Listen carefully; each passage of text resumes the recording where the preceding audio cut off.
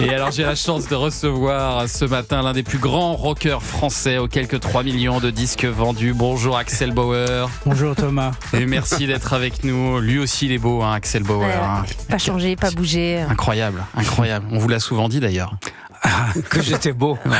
Ça vous a même embêté un peu à une période de votre vie, non ? Vraiment, non. Parce qu'il paraît que ça jouait sur votre crédibilité. Parce que on disait il est trop beau sur Cargo et du coup c'est pas un vrai rocker. Les rockers sont beaux.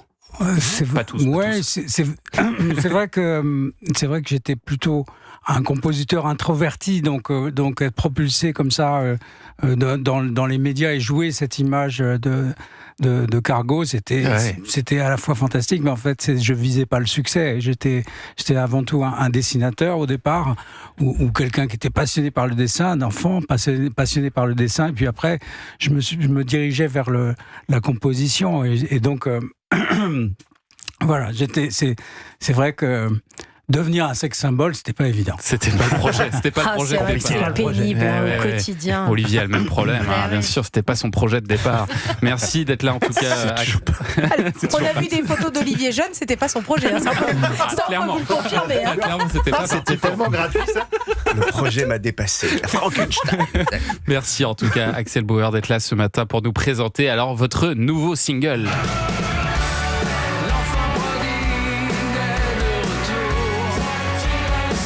L'enfant prodigue est de retour. Mais alors avant de parler et d'écouter ce titre, on va parler d'abord de l'enfant Axel Bauer avec des petits sons pour mieux vous connaître. Axel, voici le premier. Ici, Londres.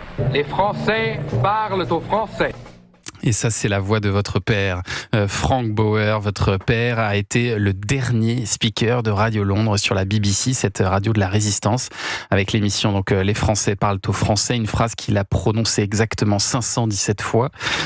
J'imagine qu'il était très fier d'avoir participé à la résistance contre l'occupant. Je pense pas que mon père voyait les choses comme ça. D'abord, il a quitté la France parce qu'il savait, ça serait un peu long à expliquer, mais il savait que les Allemands allaient rentrer. Il avait vu l'Allemagne pré-hitlérienne et il est parti. Et il s'est engagé dans les forces de la France libre. Donc au début, on l'a nommé sur des missions d'espionnage d'ailleurs.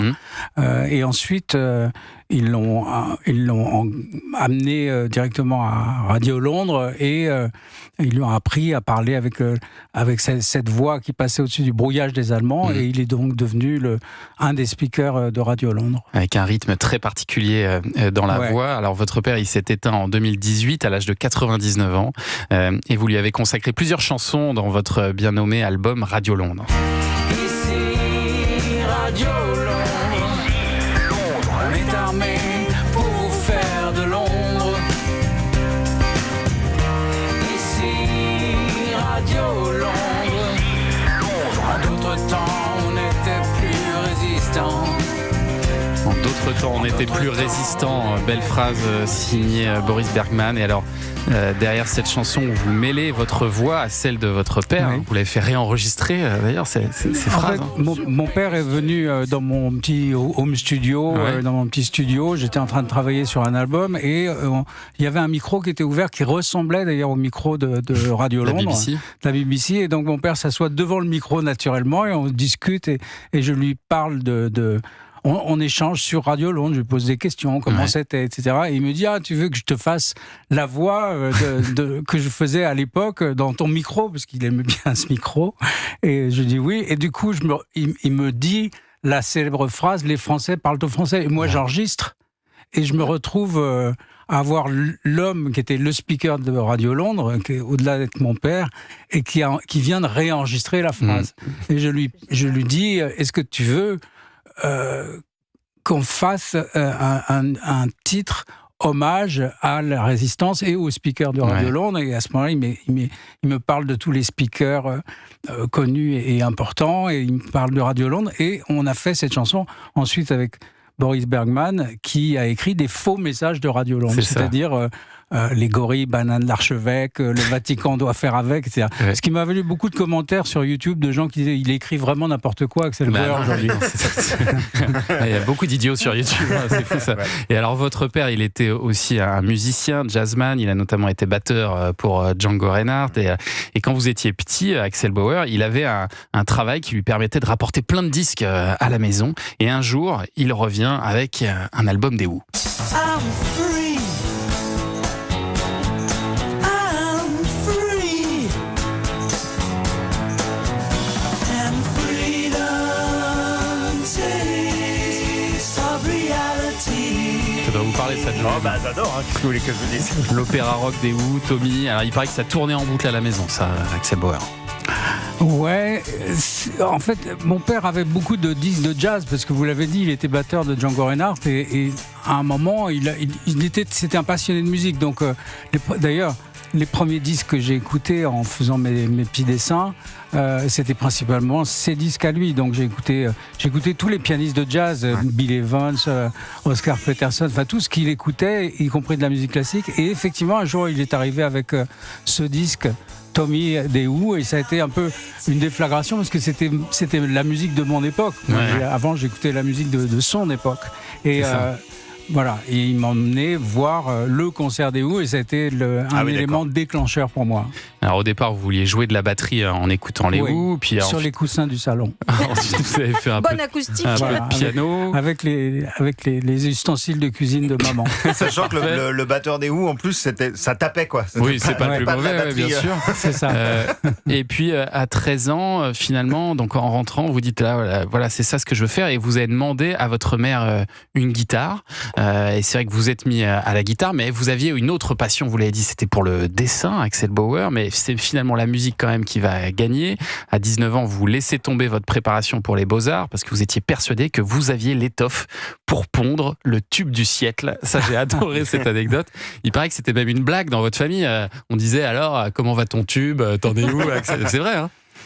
On se moquait un peu de vous gentiment, quoi. Oui, on se moquait de moi gentiment. Et puis moi, je disais ça un peu pour qu'on me fiche la paix aussi. Ouais, parce que il y avait rien de plus incertain que de se dire, bon, on va faire de la musique, surtout quand on est doué pour le dessin. Ouais.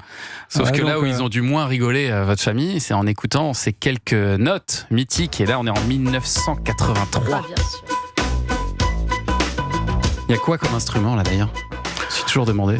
En fait, il y a des synthés, il y a toutes ces guitares.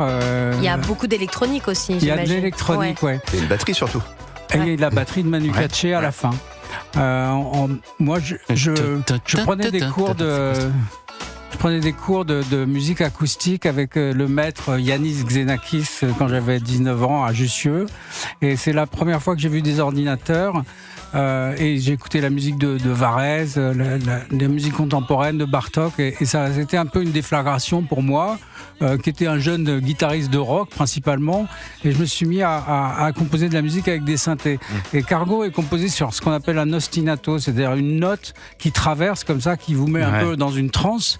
Mais si vous analysez les harmonies derrière, c'est un morceau incroyablement romantique et extrêmement émotionnel.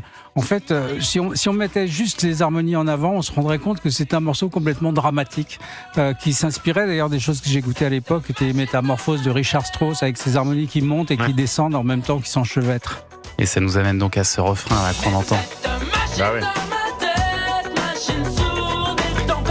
Et là, vous avez 22 ans, Cargo sort, c'est une déferlante en France, plus de 700 000 exemplaires vendus, énorme succès, alors qu'au départ, le patron de la maison de disques, Léon Cabas, il voulait même pas sortir cette chanson, et ça a été Non, mais on peut pas lui en vouloir, parce que c'est une chanson extrêmement complexe, très particulière. en fait. Elle est très chromatique dans ses harmonies, vous avez un triton... Qui annonce le pont de la chanson. La chanson faisait 4 minutes 45, donc il voulait la couper pour la radio, il voulait couper le pont, il voulait couper le solo de guitare que j'ai fait aussi. Donc c'était compliqué, ouais. Et bah, ça a été un carton immense et aujourd'hui vous revenez, l'enfant prodigue du rock revient. Et dans un instant, Axel Bauer, on va parler de votre tout nouveau single annonciateur de l'album que vous êtes en train de concocter. À tout de suite sur Europe 1.